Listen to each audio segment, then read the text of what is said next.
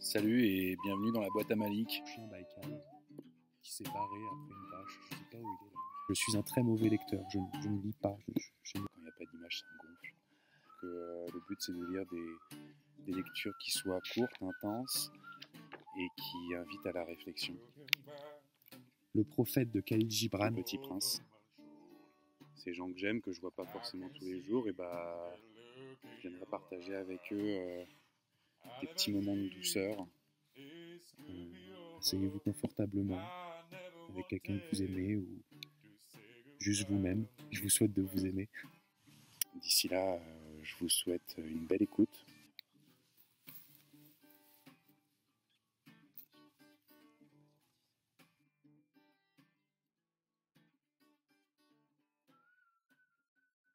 Tu fais le Petit Prince.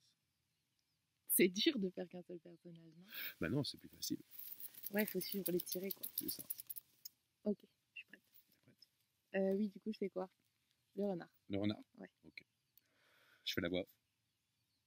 Oui, c'est ça aussi, il faut... Ah, moi, c'est toi qui me dis. Si tu veux faire la voix off, tu fais la voix off. Bah, fais la voix. Ouais, ça va être trop dur. Bon, on essaye, mais je pense que ça va être dur. Vas-y, fais la voix.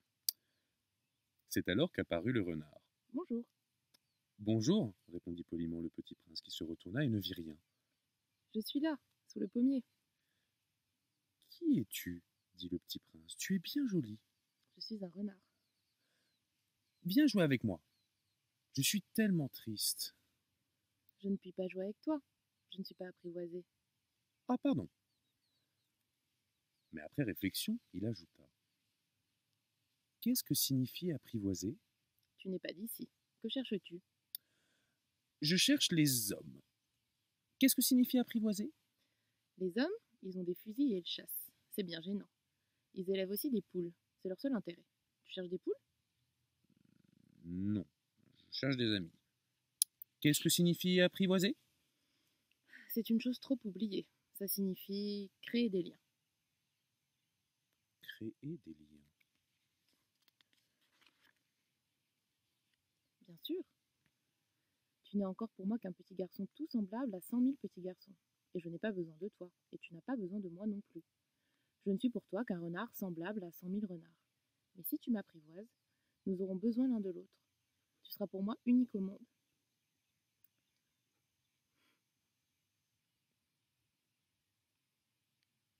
Je serai pour toi unique au monde. Pardon.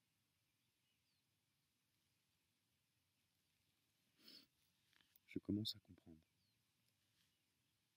Il y a une fleur, je crois qu'elle m'a apprivoisé. C'est possible. On voit sur la Terre toutes sortes de choses. Oh, ce n'est pas sur la Terre.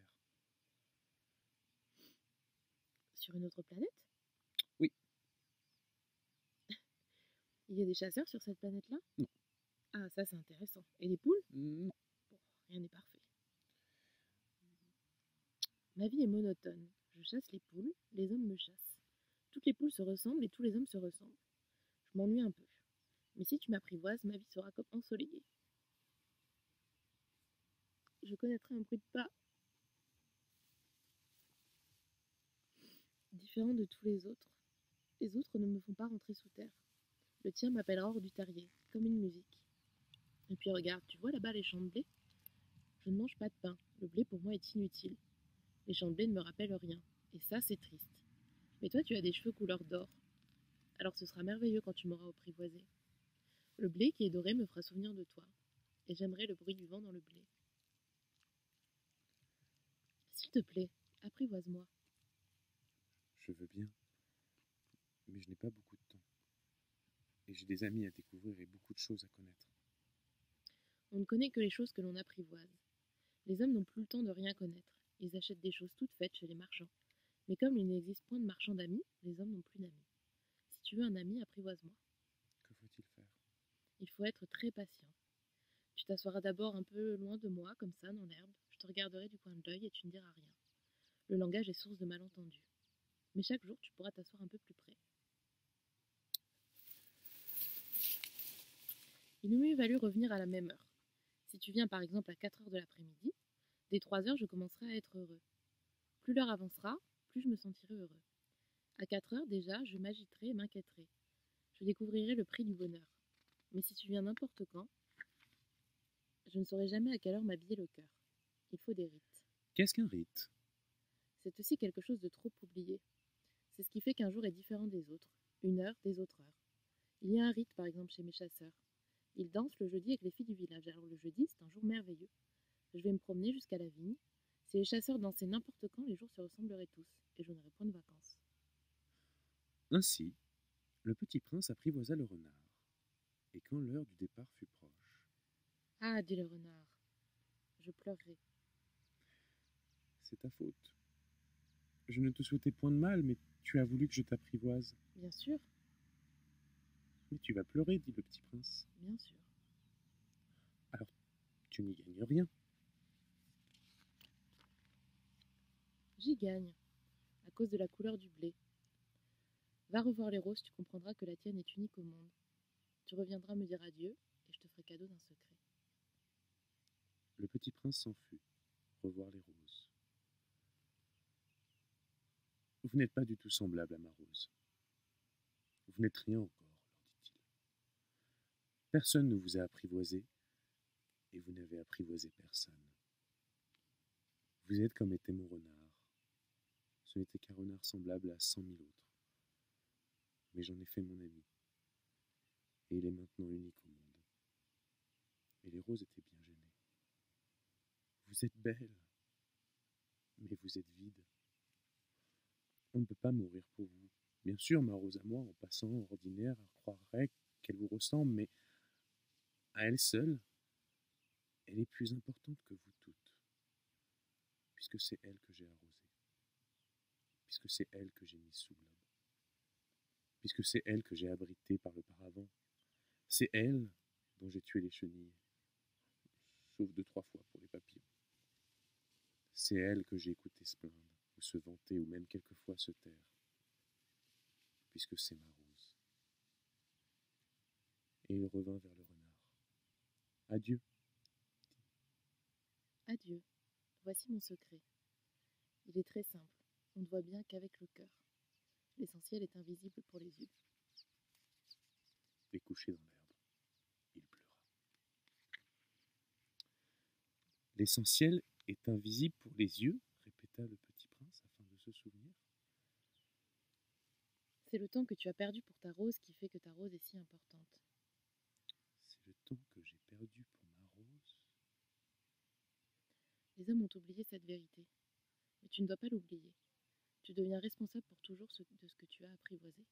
Tu es responsable de ta rose. Je suis responsable de ma rose.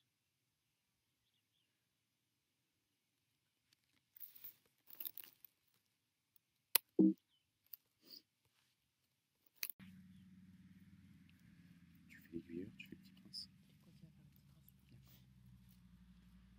Chapitre 22. Bonjour, Bonjour. dit l'aiguilleur. Que fais-tu ici? Je trie les voyageurs par pack and mille. J'expédie les trains qui les emportent, tantôt vers la droite, tantôt vers la gauche. Et un rapide illuminé, grondant comme le tonnerre, fit trembler la cabine d'aiguillage. Ils sont bien pressés, que cherchent-ils? L'homme de la locomotive l'ignore lui-même. Et gronda en sens inverse un second rapide illuminé. Ils reviennent déjà? Ce ne sont pas les mêmes, c'est un échange. Ils n'étaient pas contents là où ils étaient? On n'est jamais content de là où on est. Et gronda le tonnerre d'un troisième rapide illuminé. Ils poursuivent les premiers voyageurs? Ils ne poursuivent rien du tout. Ils dorment là-dedans, ou bien ils bâillent. Les enfants seuls écrasent leur nez contre les vitres.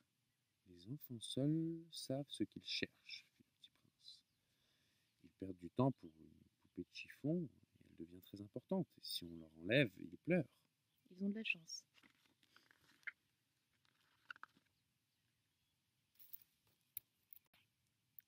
Chapitre 23. Bonjour, Bonjour. dit le marchand. C'était un marchand de pilules perfectionné qui apaisait sa soif. On en avale une par semaine et on n'éprouve plus le besoin de boire. Pourquoi vends-tu ça? C'est une grosse économie de temps. Les experts ont fait des calculs, on épargne 53 minutes par semaine. Et qu'est-ce qu'on fait de ces 53 minutes? On en fait ce que l'on veut.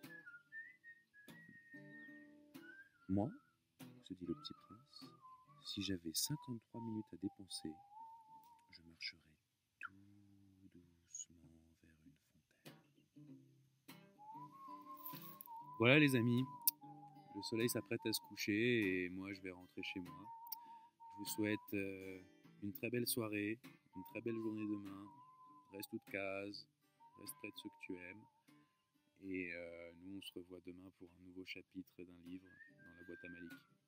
À très bientôt.